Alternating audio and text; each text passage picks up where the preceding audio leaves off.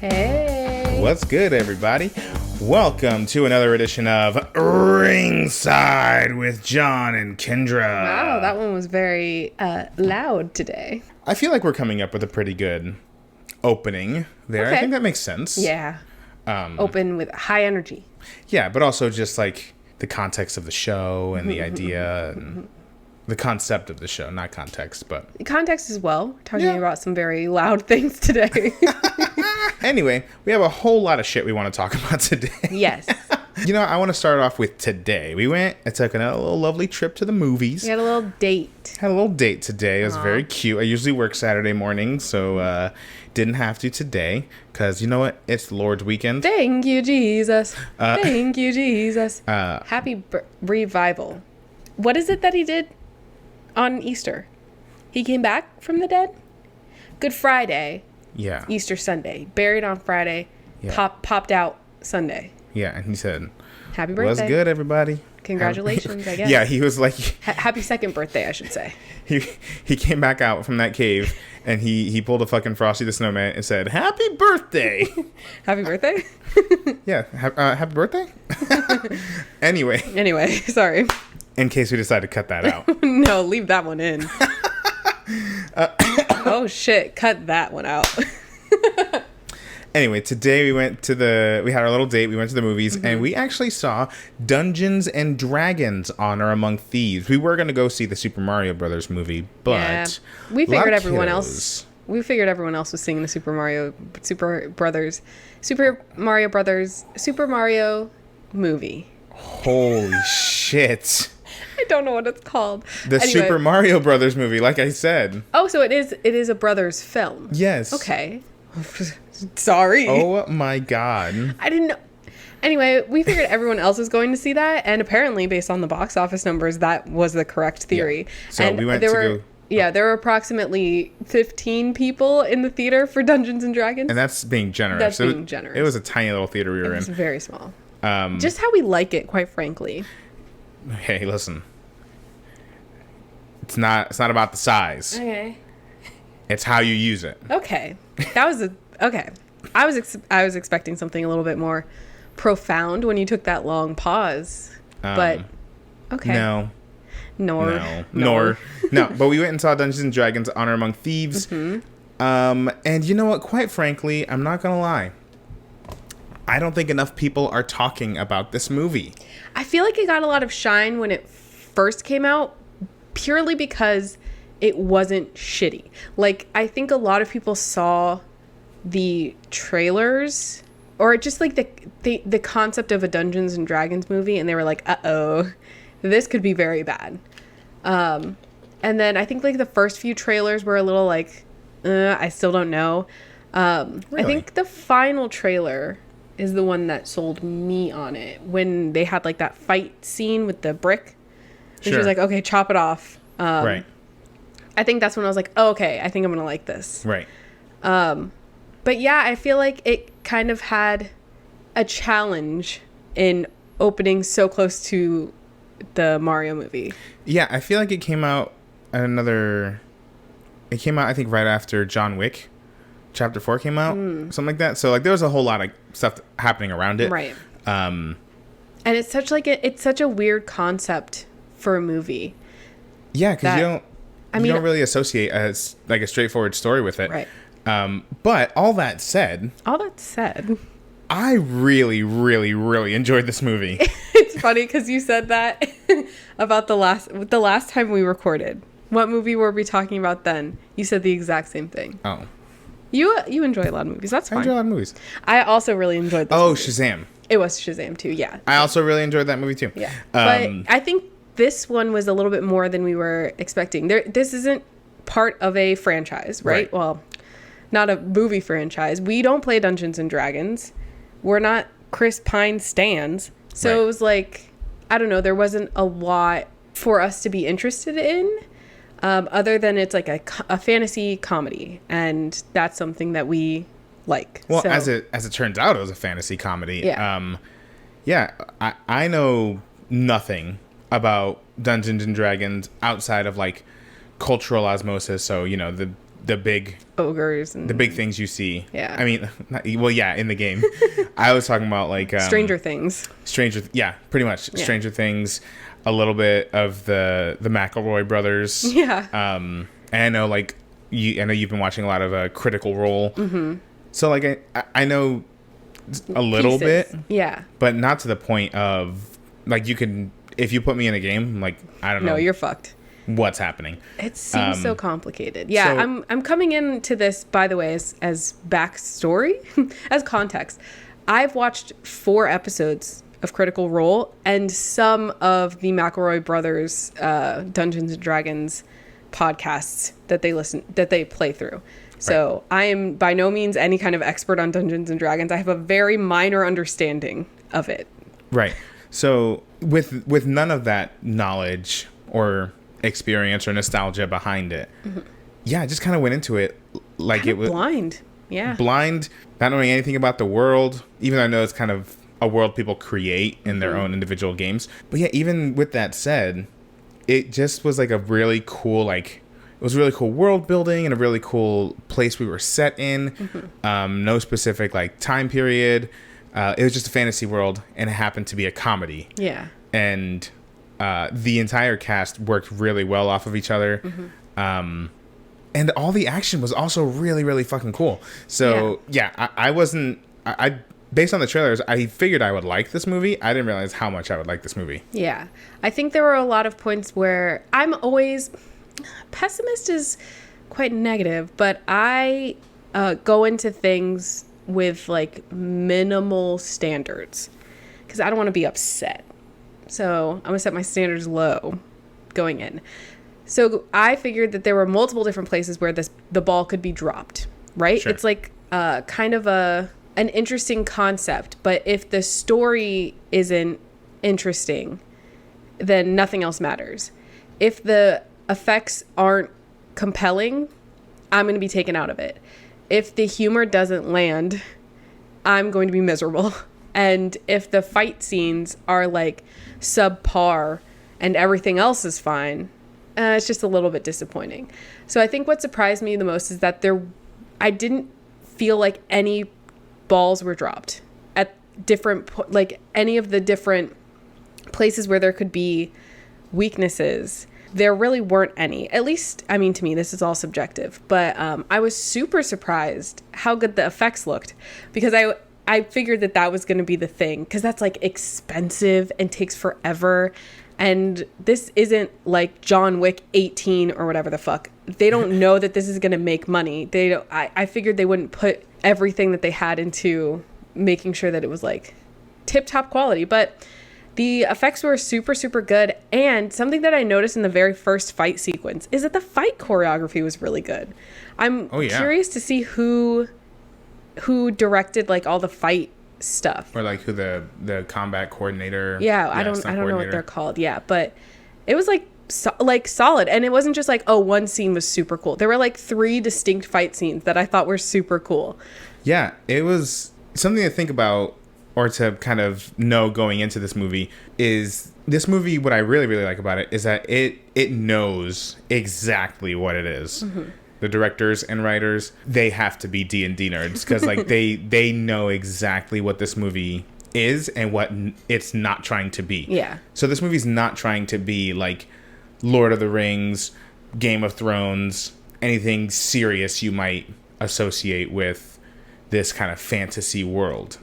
It truly is just having fun and going on a wacky adventure. Yeah, I really, really appreciate that about the movie going in because then it makes those moments of like some pretty crazy fight choreography. I won't spoil it, but there's one sword fight in particular that we just looked at each other at the end of it and we're like, this holy has shit. No business being so solid. That was cool. Yeah. And yeah, there was also a couple of set pieces in there that included a lot of CG, but it didn't look bad, not even a little bit. And I think part of that is that it's not trying to be like hyper realistic Lion King live action type. Right. It's like realistic to the world that we're set in. It's realistic to like a fantasy comedy. And it was exciting. in the scene, there's again, I won't give context behind the scene, but there is a character who is I think a druid. Girl, I don't fucking anyway, it was this person could like shapeshift. Let's say shapeshifter. I don't remember a tiefling. Yeah. I don't fucking. Is that what they're called? I think it's a tiefling. Anyway, that's a race in. Oh, got I think. See, I don't know what the fuck I'm talking about. That was one of the words that I knew from Critical Role. I was like, I know what tiefling is. Don't come after us on the lack of D&D knowledge, y'all, please. Yeah. I'm trying to say good things about the movie. But there's a scene where it's essentially a chase scene, and mid-chase, this girl is turning all sorts of stuff. Yeah, trying to get away. Shapeshifting into all sorts of stuff. And it was so cool and so just like thrilling to watch. I was like, oh my gosh, this is I was not expecting this type of thing in this movie. Yeah. The camera work was like really solid in that part too. I will also say something I didn't anticipate. There were parts of this movie that were indeed frightening. Oh yeah. There were parts that genuinely scared me. Like, I think there might be 2 or 3 soft jump scares. Right. Like, it's okay for kids to watch it, but did it frighten me in the theater? Yes, a little bit. I did not anticipate that. Also, the main villain. Yeah, I'll say the main villain looks like a Duggar. So when you guys are if you go and watch it, the main villain, you'll know who it is when you see them. You'd be like, oh my God, that looks like a Duggar. It wasn't. It could have been. But Chris Pine, Michelle Rodriguez played really, really well off of one another. I appreciate that we're getting more and more Michelle Rodriguez range these last couple years. This is I was telling you as we were leaving the theater, this is the first thing I've ever seen her in. That's crazy to me. I know. But she was a complete badass in this movie, but she was also really fucking funny in this movie. So anyway, I think overall, I think it's safe to say we both really enjoyed this movie. I liked it a hell of a whole lot. I'm excited. I hope it becomes its own franchise and to see what other stuff they get into. I feel like there's so much potential with something like that. Like you said, it's like you kind of get to create your own world, from what I understand, with each campaign. Right. So we could even do like completely different characters. Right. Completely different characters. Which could be fun. Different world. That could be really fun to explore. Not have like so much of a through line, but everything's like a different adventure, different feeling. Like an anthology-esque series. Yeah. Not so much a franchise. Right. Though it could be cool to see them pop up every now and again. Or they could be like side characters in other quests. But yeah, I think it's so much fun. I texted my buddy after I saw it, and I was like, hey, just saw this, loved it. And the first thing he said was, it's amazing how they captured the essence of playing through a D&D campaign. Yeah. And I was like, that's interesting. I have nothing to comment on because I've never played.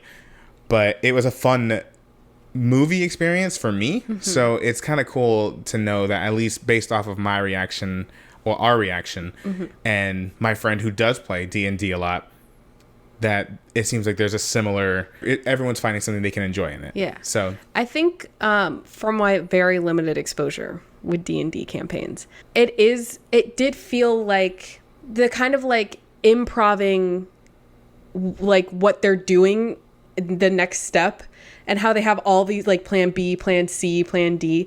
That felt like a D, because you're really just, I mean, the game master, dungeon master, whoever, has like a direction to follow. Sure. But people can just do whatever the fuck they want at any point.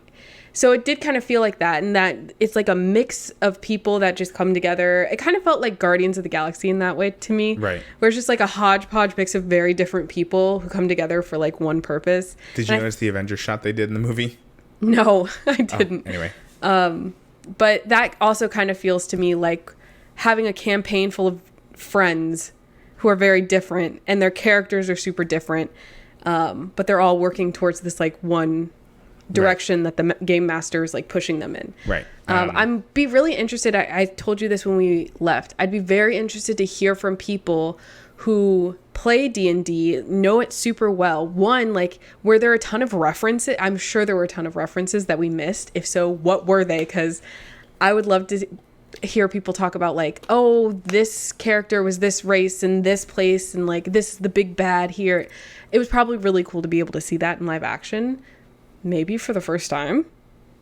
And I also want to hear what they think about kind of like what your friend said. Like, did it feel like a campaign without all the fucking paperwork and rolls and having to like document how many coins are in your coin purse? Like, did it feel like that to you guys? That's what I'm curious to know. I don't know anybody who plays Dungeons and Dragons, so let us know. But anyway, yeah, let us know. We had a really great time watching it. I would highly recommend it for anyone who's just looking for a fun experience with a movie. Yeah, it's 2 hours and 15 minutes, kind of long, but there is a mid-credit scene.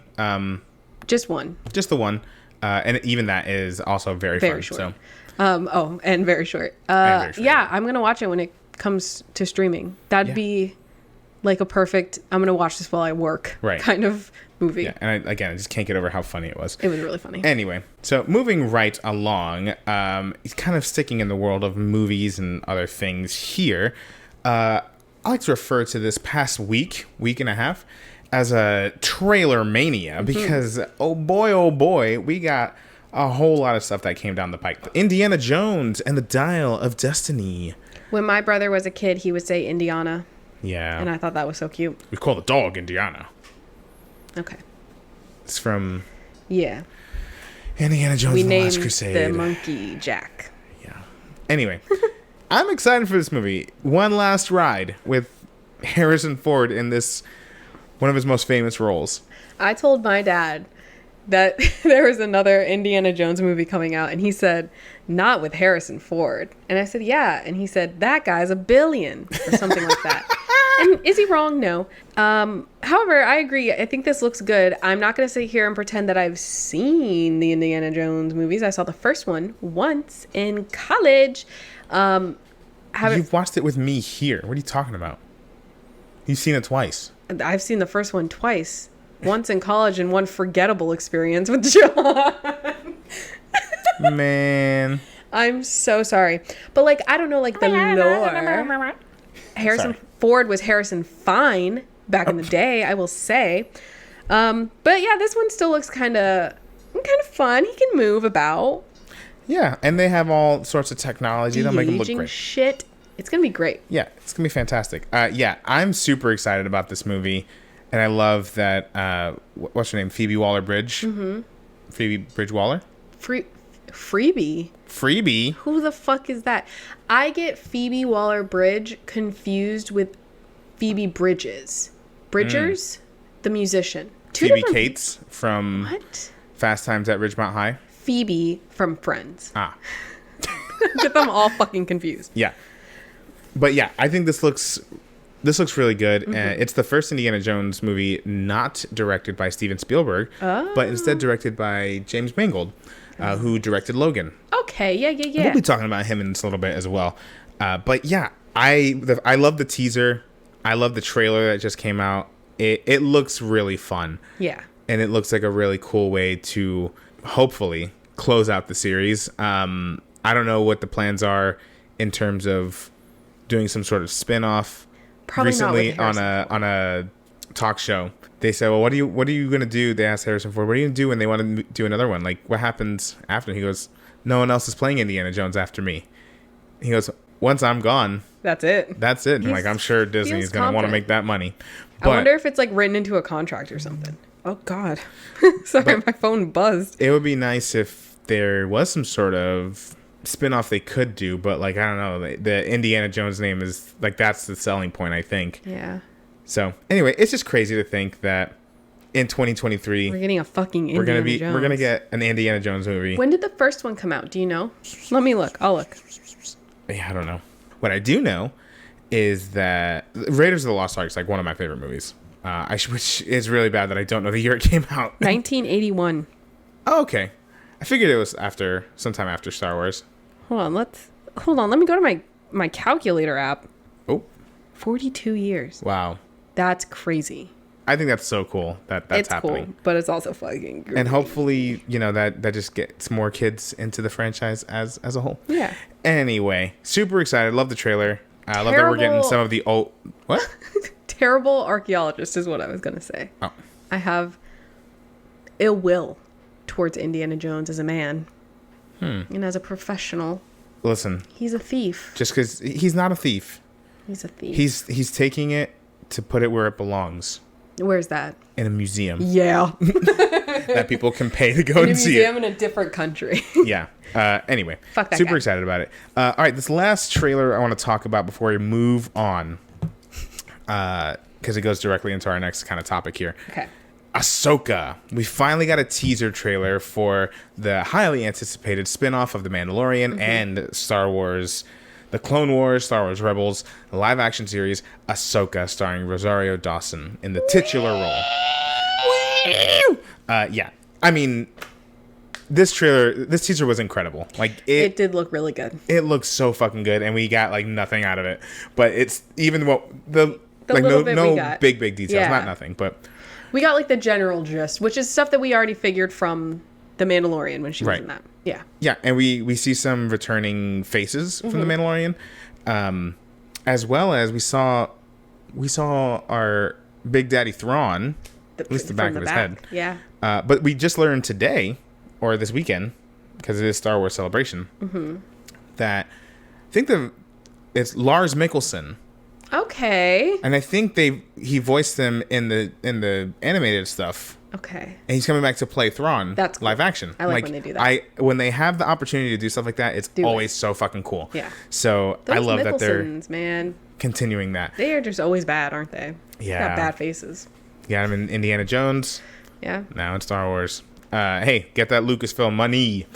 Yeah, I mean this looks so fucking good. It looks really good. And one of the first things that I noticed from the trailer is that there are so many women in it, which I love. Yes. And if you don't, go fuck yourself, quite frankly. This is not the program for you. This is not the program for you. I loved it. And I think one of them was Asian, right? Yeah. And I feel like we have so few Asian people in Star Wars. Famously, so few Asian people in Star Wars. And the ones that are there get fucking ran off Twitter by racist fanboys. Well, they can get fucked because next year when we get the Acolyte. So as a member of the Latina delegation, Oh, no. we have kind of taken over Star Wars for a little bit, and I am more than happy that we are sharing this limelight. So hopefully that trend continues. Yeah. As we push through this galaxy far, far away into the future. Yes. But yeah, no. This trailer, like I said, we got so little story-wise out of it, except for the big, things we already kind of knew. Right. But even then, it's kind of so what we good. were talking about before with Secret Invasion. They took their time with this, and you Yeah. can kind of see, just in this alone, the care and thought that went into it. Yeah. So, because they kind of know they can't fuck it up, right? Yeah. So, yeah, I'm super, super excited about this. And I think it's going to be incredible. So, that's just me. I know a lot coming out of of that trailer, even though it was just kind of a teaser. But I'm already super, super pumped. Same. Staying in the world of Star Wars. Star Wars Celebration is this weekend. We're still getting a lot of details and a lot of announcements throughout the weekend. But I think one of the biggest things came out on Friday, which was that 3 new movies are officially announced. Now, we don't have any dates or anything like that, but I can assume that we'll get them sooner rather than later, seeing as that they're confident enough to announce them with general synopses and Directors attached. So the 3 new movies attached here with the directors attached to these 3 new movies, are James Mangold, who we just talked about, who's directing Indiana Jones. Yeah, I'm like, man, get that Lucasfilm money, baby. Dave Filoni. We know him. We love him. Daddy Dave. Oh. Never heard anyone call him that before. I'm sure he's never heard that. But you know what? I like to think he would appreciate it. I'm not saying he would like it, but I'm just saying he would appreciate it. I think, he would appreciate the gesture. Yeah, exactly. And he would say, don't ever call me that again. Maybe. And that's fair. I mean, if you ever need someone to play a overgrown Ewok, you call me. Hit me up, Daddy Dave. I think you might be too tall to play an Ewok, but not tall enough to play a Wookiee. My life sucks. No, there's so much There's so much range in between the two. I'll be one of those green, like, fucking pig things that were protecting Boba Fett. Oh. Anyway, I hate to break it to you. They're 6 foot. Easy. At least. You can be... I'm a 5-star man! Oh, God. You can be a droid. And lastly, but certainly not leastly, the third director attached is Charmin. I don't know if I'm saying this name correctly, but I'm going to try my best. Charmin Obaid Chinoy. And they are one of the directors we heard from in Miss Marvel. Oh. Yeah. So I like the eclectic group we have here. James Mangold's film is set in the Old Republic, which is, I think, like 25,000 years before the events of the original trilogy. Oh, shit. Yeah, so we're going way back, which is I don't think we've explored that in the film or TV series. I think I've played a video game set then. So super excited to get a glimpse of that in live action. Dave Filoni's film is expected to kind of culminate some of the stories we've seen in The Mandalorian, Boba Fett, Ahsoka. Which makes total sense. And whatever else they have. More on that in just a moment. And Chinoy's film this is super exciting, is set to star Daisy Ridley as Rey. She's making her return as Rey, and it's going to be set 15 years after the events of The Return of Skywalker, with Rey leading a new Jedi Order. Okay. Which, something that people bitched about was in The Last Jedi, how we saw that kid at the end who was force sensitive and he grabbed the broom or whatever. They're like, oh, they didn't fucking do anything with that.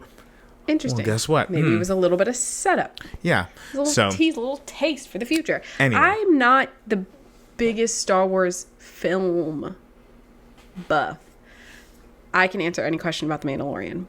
But, so, like, I didn't understand the hubbub about that last thing.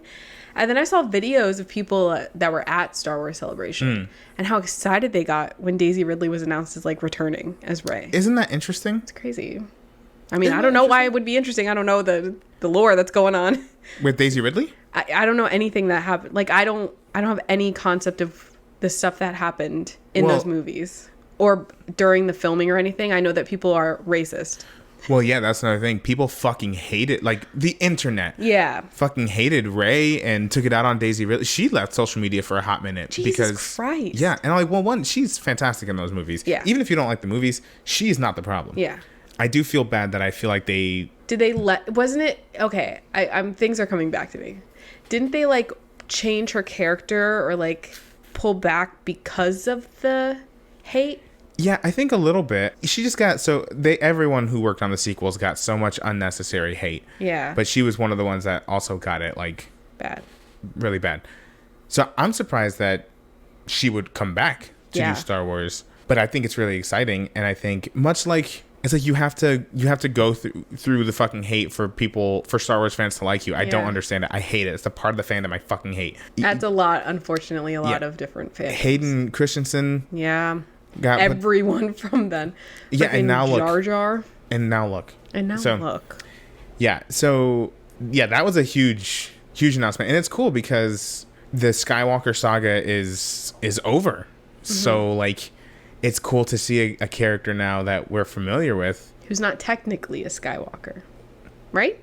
You remember the end of the last movie? Well, she said she was, but I could call myself anything. Outside of, like, that original stuff. So now it's kind of a brand new story. Yeah. You know, we don't have to worry about any of that stuff. And they're kind of... It's cool. Yeah, perfect for someone like me who has, like... I've seen them all. I don't fucking remember. That was, like, 30 years worth of movies. I don't remember them. Let me start fresh. And it's cool because, like, Dave Filoni's movie is going to connect that middle, you know, right after Return of the Jedi. Yeah. And leading into The Force Awakens. Like, so we have, like, past...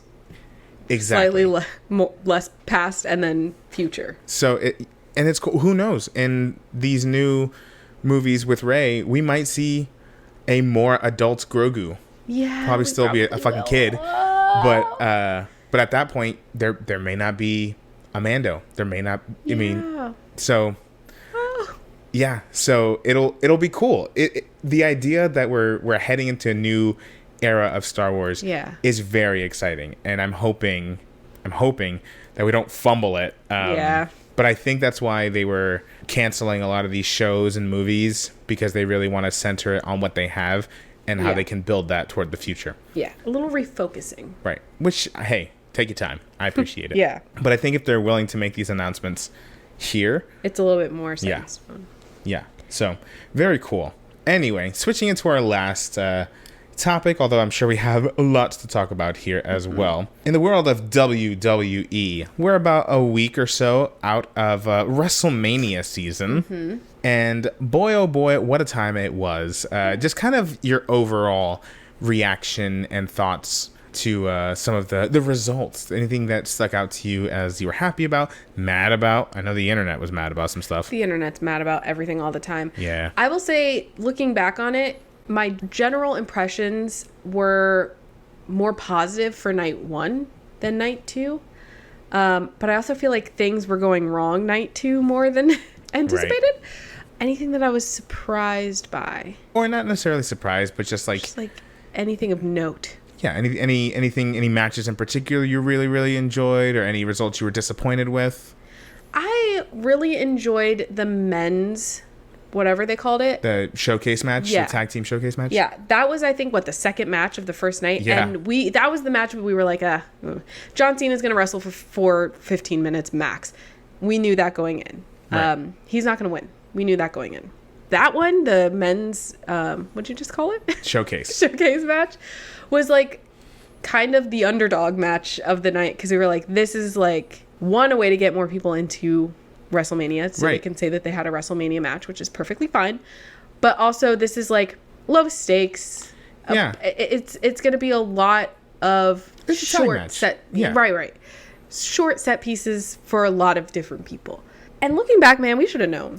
With the people that they had in that ring, we should have fucking known. Yeah, that was a great match. It was I was texting a buddy of mine throughout the night, and that was the way he called me right after that match. I was like, what the fuck? Completely thought that would have been the bathroom break match. Yeah. I was like, that match was so fucking awesome. It was so good. And a couple of crazy things that did happen. The first thing that pops out to my mind is Chad Gable delivering a roll-up German suplex to Braun Strowman. That's a strong little man. That's a strong dude. Yeah. And then, who was it? Ivar doing a fucking moonsault from the top rope. What the fuck? And Angelo Dawkins yeeting goddamn Braun across the goddamn fucking stadium. Yeah. That whole match was so fucking awesome. I am inclined to agree. I think night 1 was a lot more exciting and just a better show overall. But I think you hit it right on the head. I think night 2 there was a lot of unforeseen circumstances going on, and this is a WWE problem. But unfortunately, I think the women's showcase match, I don't think as much thought or planning or time went into that match, so it was impossible for them to have that same level.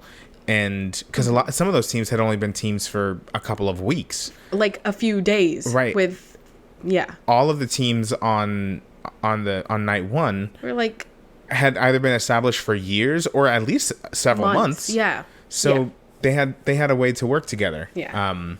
So I feel like the women's match was it was a decent match. It felt big enough to be at a pay-per-view. Oh, sure. Yeah. Big enough to be at WrestleMania. I don't know. I don't think so. But that's not on them. That's not on the performers. Right. I don't. Yeah. I'll agree to that. Yeah. And I will say on night 1, I mean, we thought that this match was going to go either way, but having Sami Zayn and Kevin Owens win the tag team titles was fucking crazy. Yeah, that was wild. That was crazy. And then we got to see one of the best championship matches of the last year with Rhea Ripley and Charlotte Flair on night 1. Yeah. Yeah, that match was... We knew that one was going to be good, though. Right. And I'm very proud of Rhea Ripley. Right. And figured she was going to win. Right. So, yeah, not a big surprise there. But, night 2, I don't even remember all the matches. The women's tag team you had Brock and Omos, which is a really fun match, actually. That one was better than I anticipated as well. Yeah, I thought that match was a lot of fun. We talked about the women's showcase match. Ronda Rousey won the match in 2 seconds. Oh, I fucking forgot about that. And that's not... I'm not even mad at her. It's just she was injured and they... we need Ronda Rousey at WrestleMania. We didn't. Right. Did we need it? No, we didn't. And again, I'm not mad at her for it. No, yeah. I'm not mad at her for it. Absolutely loved I don't remember what night this was on. This might have been night 1 as well. Which one? Rey Mysterio and Dom, the That's a Mysterio good matches. question. But anyway, I thought that match was awesome. That match was awesome. And as we figured, Mr. Bunny showed up. Yeah. Mr. Bunny got involved. And now Mr. Bunny's setting up to perhaps have a Backlash match. Which, again, we figured. But we figured as much. Yeah, I liked that. Yeah, I love that Ray brought back the LWO. I love that he did the Eddie Guerrero entrance in the lowrider. Yeah, with Snoop Dogg. With Snoop. That's probably Snoop's personal lowrider. Probably. Yeah, and I thought the match was just solid overall. It had the moments where it could be fun and like funny, but yeah, I mean it was just a showcase of these generational talents. So I thought that was really cool. Can we not mention Dominic's fucking intro? Oh my god! One of the best WrestleMania entrances of all time. I don't give a shit what anyone says. Funny. We see this dramatic movie playing out, and we're seeing Dominic in prison for what? Never mentioned. And then you're sitting there and you're like, they're not going to bring him out in like a cop car. They're not going to bring him out in a cop van. And they drive a fucking prison van into the arena and all these guards come out. And then it's fucking twink Dominic Mysterio. He's handcuffed. He's got correctional guards all around him. I will say his fit was pretty cool. He had a cool mask on. Like that looked pretty cool. And they walked him like a prisoner. Right. They said early release just for WrestleMania.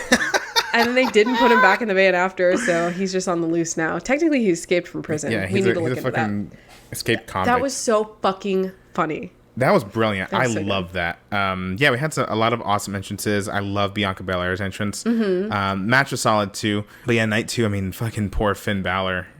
What a trooper, man. Oh. He had his shit split open. Yeah.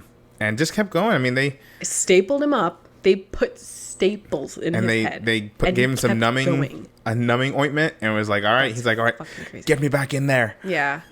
So like Finn Balor, like obvious props where props are due for Finn Balor, but also Edge had to kind of vamp while they stapled a man's head together. He's a fucking pro, so that's true. And the match was solid. I feel like they had more planned, but obviously had to rein it down. And again, that's like outside of their control. They couldn't do anything with that. Right. So I thought the match was good. Yeah, agreed. Speaking of injuries and out of control. I was so excited too. It's Shane McMahon. Shane O'Mac. Here he is. Second move of the match, pulls a quad. Like father, like son. Yeah. And then who saves the day? And I think Snoop Dogg was always supposed to be part of the match. And I think they just had to like cut out the middle of whatever was going to happen and stitch it together. But he was on top of it. And he killed it. Yeah. And he did, again, the world's worst people's elbow. But you know what? He went bully horizontal at one point more than I would do. He's made out of toothpicks and bubble gum. So the fact that he didn't snap on impact was impressive. Yeah. I think the WWE should give Snoop all the flowers because double Hall of Famer. Yeah, because I think that was brilliant. Yeah, and I know they were telling yes, they're gonna feed him what to do. Right. But like, I mean, you can freeze the fuck up, but like he went right in and was like, I'm not even going to question it. Yeah. I got to throw my glasses. I'll throw my glasses. Like, I don't care. Yeah, I thought that segment was absolutely... It was such a bummer because I was excited to see Shane back. I was fucking shocked. I was shocked to see Shane back. Because wasn't he, like, fired in disgrace or some shit? Vince fired him. So shocked to see him back, but didn't last very long. And I feel bad for him because, I mean, it's not something that he's not used to, right? Having like a big pop at WrestleMania, but to have that this late in his career and to go out the way he did probably sucked ass. Sorry. Yeah. But it's all right. And then, of course, we have the main event, which divided the wrestling world for a good couple days. I loved it. I thought the match... before we even get to the main event, I'm sorry. Okay. We had big meaty men slapping meat with the Intercontinental Championship. Oh, yeah. Gunther versus That went exactly Drew how I anticipated it. versus Sheamus. And it was a banger. It was a banger. Like, we again, we knew that one was going to be solid. It was like every match that these three seem to be in together. I felt pain. Oh, my chest hurt. Me too. And you know why? Apparently there were over 70 collective chops thrown in that match. It can't be good for your heart to get chopped like that. Every time Sheamus does his 10 beats of the Bowery, or anytime Gunther slaps anything, I'm like, I'm worried someone's going to go into cardiac arrest. Yeah. Like, they're hitting hard. Yeah. You can hear that shit. Yeah. Fellas, hold back. But that match was incredible. And it was funny seeing all the commentators standing up, applauding after her, because they're like, holy shit, I didn't realize it was going to be like this. Yeah. Super solid. Yeah. Thought that match was amazing. And then, of course, like I'll go back to it now, the main event, Cody Rhodes versus Roman Reigns. I thought they put on one hell of a fucking show. Yeah. I don't buy into the hype that WWE missed their moment with Cody. I agree with Paul Heyman. I think Cody Rhodes left WrestleMania a much bigger star than he went in. And I can agree to that. Yeah. Okay. Uh-oh. She's got thoughts. Sorry in advance. Cody Rhodes wasn't at a Roman Reigns level. And that's like, you can call me ignorant because I've been watching wrestling for 2 years. Right. And not 20. But from someone who has only seen Cody Rhodes in WWE, this current iteration of Cody Rhodes in WWE, I don't care what happened before then. Right. He showed up. He was here for a few months. He got injured, which sucks. That sucks. He left. He came back and immediately was up against Roman Reigns, give or take a few weeks. And I love the build. I love the build they had for them. That was fine. I cannot believe the amount of people who genuinely thought Cody Rhodes was going to win. I thought that there's a chance, there's a possibility. People were shocked that he didn't win. Roman Reigns is around the corner from 1,000 days as champion. Why would you? I wouldn't put all my eggs in that basket like some people apparently did. Nor do I think that Cody Rhodes came back at a level to be a viable choice to take the championships from Roman Reigns, who has been holding it for 1,000 days. That math doesn't add up to me. And again, I've only seen this Cody Rhodes in WWE this time around. But I think that that's all that should count. Whatever he did on a different brand shouldn't matter when we're talking about who is a qualified person to take over. Right. Will he be qualified in a year from now? Definitely. Would he have been more qualified in my brain if he wasn't out for 9 months or not 9 months, but a long time with an injury? Probably, but he was. So I can't in good faith consider him Roman Reigns level. You know what I mean? Right. And here's my thing. I agree with what you said. Let's not get it twisted. Cody Rhodes in WWE in this very moment is a bona fide superstar. And there's not a doubt in my mind he will be champion in WWE. 100%. Like, we're not going to deny him that. Mm-hmm. He is like the WWE has been needing like the face. Yeah. And he is the face. Yeah. Roman Reigns is the heel. Yeah. Of the company, where Cody Rhodes is the face. So couldn't speak highly enough. And again, I think you can think whatever you want about the outcome of the match. I personally agree with it. I agree with what you said. But like they put on a hell of a match. Mm-hmm. And like, I mean, if we're taking the story for what it is, the fucking Usos got involved, Sammy and KO got involved, mm-hmm. Solo got involved. Like, it was a group effort. Paul was there. Paul was getting involved with the ref. True. But yeah, like it was a banger of a match, and there's not a doubt in my mind Cody will be champ at some point. Yeah. When? Who knows? I think it's bold on WWE if they decide to keep Roman as champ for up to WrestleMania year. 40. Though I will say, if it's Cody and Roman Part 2 at WrestleMania 40, holy shit! like that is a brave fucking move. Yeah. But I have no doubts that it would be incredible. And as we saw on Raw, which we'll talk about we'll kind of run through our thoughts on that. Mm-hmm. Yeah, it's box office, you know, like they're building Cody Rhodes because yes, it would have been all fan service if you're thinking of it like any other movie. It would have been all fan service to have Cody win this time around for people to just turn on him right after. Because where do you go? Like, the type of champion Roman is right now, where do you go from there? Yeah. And I understand that's his problem right now. Is like, who the fuck else is there for him to beat? Yeah. But like, if you beat Roman Reigns, where do you go? You Yeah. have to lose the championships at a certain point now, unless you're gonna have a 4-year run. Right. So, yeah, I think right now the story they're telling with Cody Rhodes is much more interesting than him winning his first time around. It's Rocky. It's the Rocky story. Yeah. So on Monday Night Raw, which was we did see Cody Rhodes uncomfortably get his ass handed to him for 10 minutes. What the fuck was that? Okay. You know that you're fucking it up when halfway through the show, I'm like, this is weird. This feels weird. Right. Something's different. Something's wrong. And then that happens, and it's like, what the fuck is going on? Where am I? I feel so bad for everyone who was like physically there. I mean, not that they were promised a match like this, but being Right. told at the beginning of the day, like beginning of the show, you're gonna get a Roman Reigns solo versus Cody Rhodes and fucking Brock Lesnar. Right. That's the tag team match you're gonna get.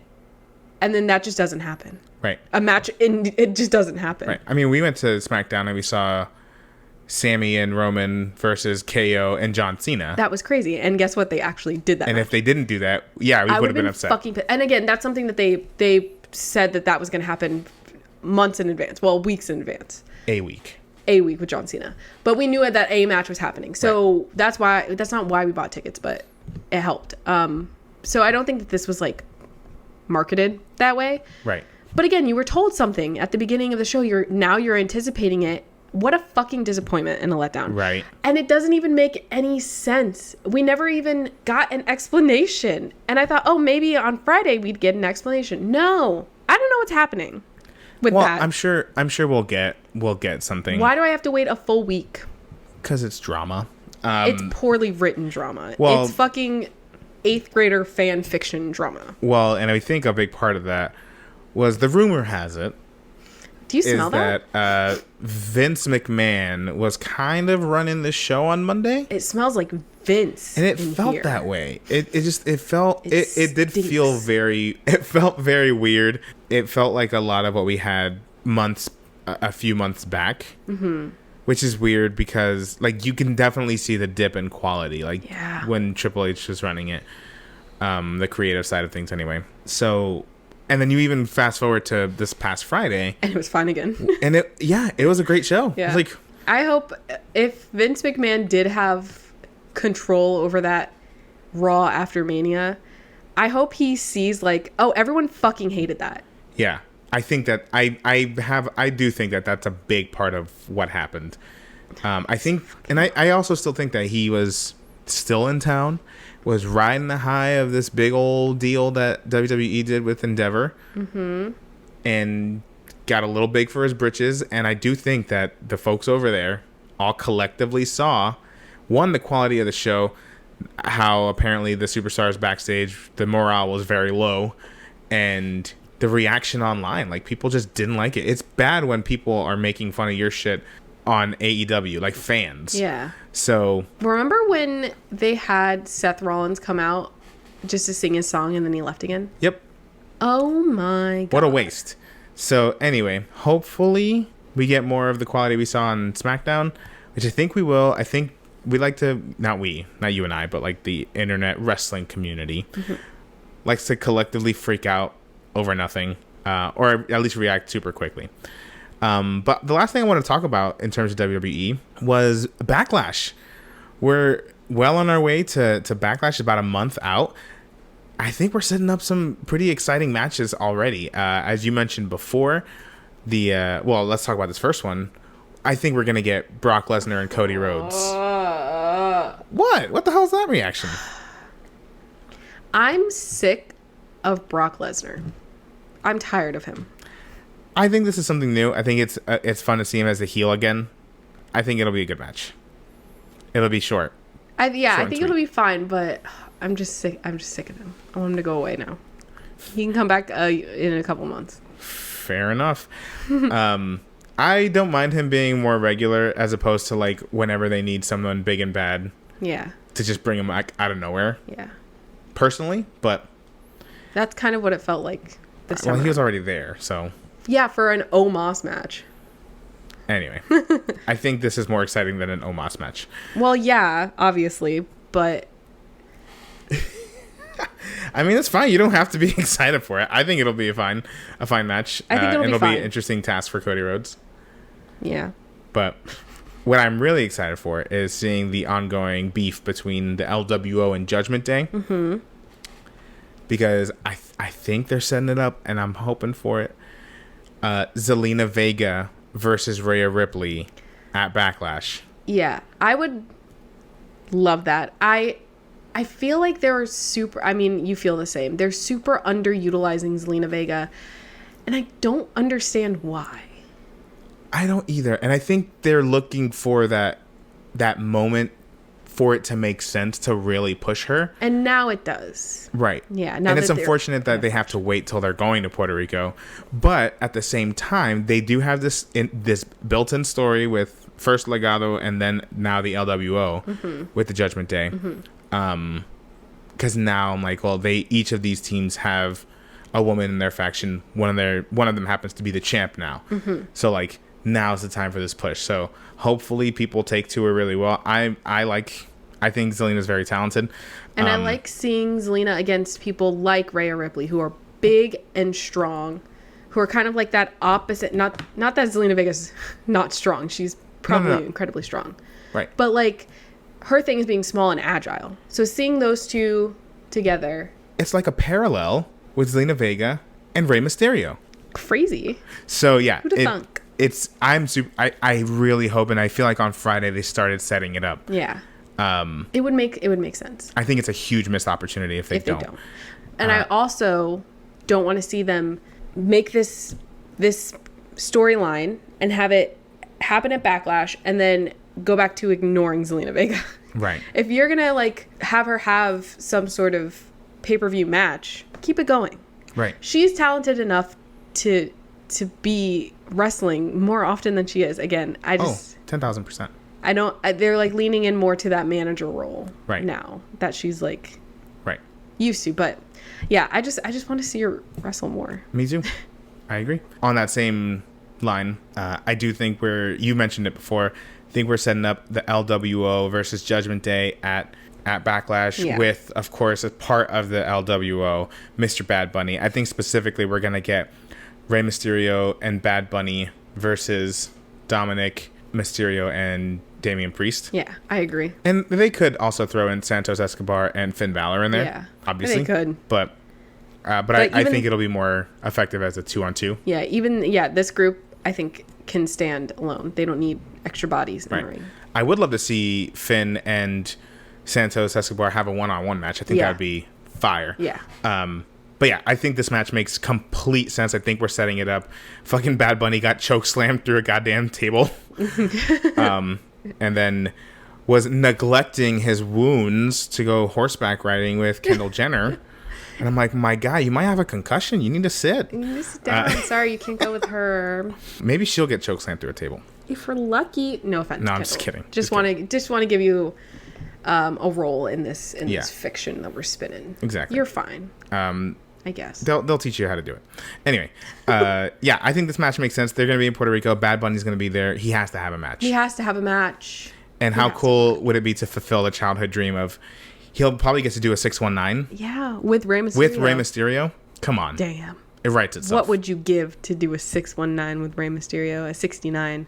Anyway, what's the next match? And lastly, I think this last one could go in a couple different ways, but I do think we're possibly setting up the Bloodline versus Sami Zayn, KO, and Riddle in a 3-on-3, like a triple threat tag team match. That is interesting. Or a 6-man tag team match. I guess it makes sense. Yeah, something we didn't mention. Matt Riddle came back. Yeah. During that was Raw, right? Yeah, he weirdly came back on Raw for some reason when it made more sense for him to come back on SmackDown.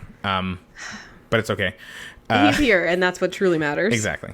But yeah, I guess that does make sense with what they've been doing so far. Right, because Solo was the one who incapacitated him. Yeah. And yeah, so I thought that was a cool way to go. I could also see, this would be bold if they do this so quickly, although I think they're building up to it instead. But there could be the chance we see Jey Uso versus Solo Sikoa. Oh, I feel like that'd be really fast. Yeah, but I think that's coming. Eventually. Yeah, I thought they were going to do more work on that on Friday, what we saw during SmackDown. Like at the end when we thought that Solo was going to like beat up Jey. Right. And he didn't. And they beat up Sammy together. Right. So I don't know how far along that is, but I also think that that's coming. Because, I mean, it would be kind of cool to see Jimmy versus Jey. Right. But I don't know if Jimmy could take that heartbreak. Right. Solo doesn't give a fuck. Right. So, anyway, so I think we can get any variation of those three versus the other three in some way, shape, or form. Mm-hmm. I don't think they're going to defend the tag titles against the Usos just yet. I could be wrong. They could do that. Yeah, I guess they could. But I don't think they'd... That'd be crazy if it turned over that fast. That'd be kind of annoying. I don't think they'd lose the... Yeah. Well... Although there does seem to be some sort of animosity between KO and we were talking about this on stream, that it seems like maybe we might set up a KO versus Sammy at some point this year, because there seems to be some sort of animosity between the two of them. Yeah, I don't know. KO sometimes it could just be the way he says things, but I'm like, is there an ulterior motive? Like, have you been anti Sami Zayn this whole time and you're just kind of going along with it for some reason? Concerning. But either way, I think, again, there have been no matches announced for Backlash, but we are on our way to it. So I'm thinking this might be part of the card, and I'm not mad at it. I want to see the Latin folks get to shine, and that includes Brother Cody Rhodes. It includes Cody Rhodes versus Bloodline Brock.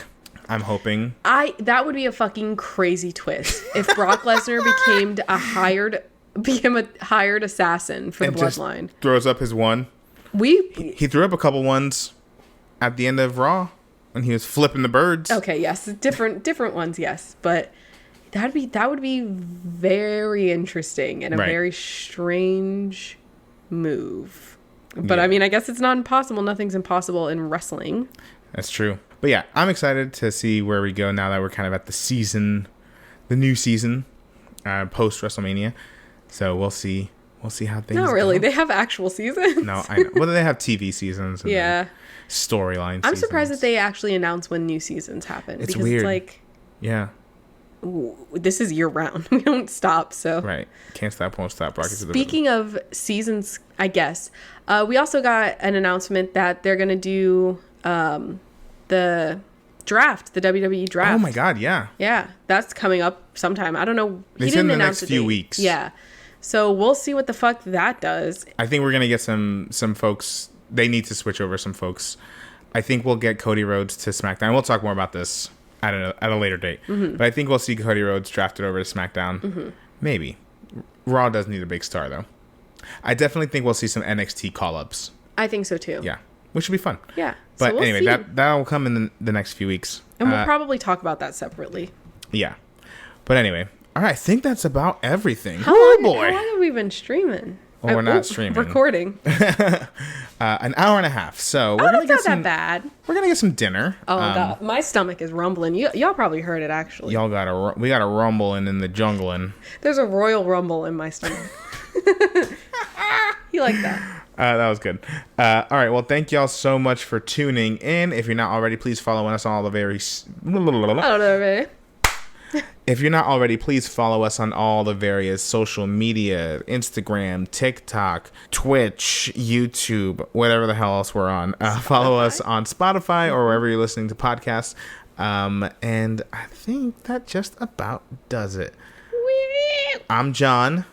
And I'm Kendra, I guess. And this has been Ringside. We've never done that before. That's pretty good. Right? We should do that every time.